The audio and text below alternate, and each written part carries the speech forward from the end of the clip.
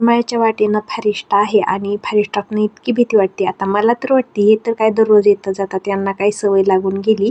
कशामुळे वाटते तर इथे राहते बघा वाघोबा आणि बिबट्या दर्शनही होते, वाघोबाचंही दर्शन झालेले त्यामुळं. आणि आज बुधवार आहे तरी पण बघू शकता येडेश्वरीवर किती गर्दी.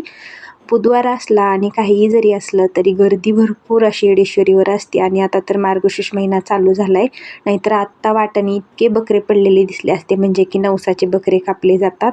पण असं काय आज नव्हतं, कारण मार्गशीर्ष महिना चालू होते. थोडीशी खरेदी केली आणि आम्ही डायरेक्ट पोचलो शेतात. आता घरी न जाता सगळं काही शेतातच घेऊन आलो आणि चला शेतातल्या घरचे भांडे वगैरे घासून घेतले. आता भांडे काय असणार, चहाचे तेवढे चहाचे भांडेही स्वच्छ घासून घेतले आणि पिंकलर बदलायला चालू केलं.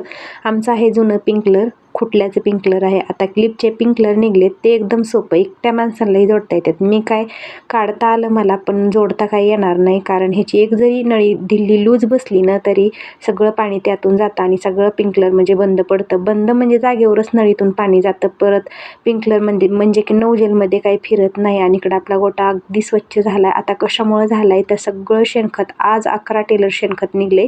मधीच जूनमध्ये टाकलं होतं तरी पण एवढं साठलं होतं. आणि हे सगळं आता आपल्याला नवीन घास लावायचा आहे, त्या ठिकाणी आणून टाकले.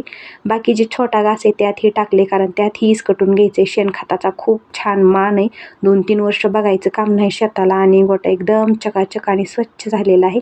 4ला लाईट आलेली, मामाची कुटी करायला चालू आहे आणि गाईही मामांनी बांधून घेतलेल्या आहेत.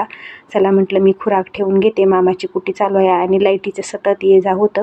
आता कसं खुराकाच्या ठेक्याचं तोंड सोडायचं म्हणजे जेवढं अवघड आहे ना तेवढं सोपं आहे. एकदा का त्याच्या गाठी सोडल्या व्यवस्थित पटकन वळतं, आणि जर नाही गाठी सोडता आल्या का खूप उशीर लागते. मग ठीक आहे, एक वेळेस कापून पण काढावं लागते. इकडं मग मी धाराला सुरुवात केली. एक काम करूच तर कसा दिवस जातं हे समजतच नाही. तर असा होता आजचा दिवस.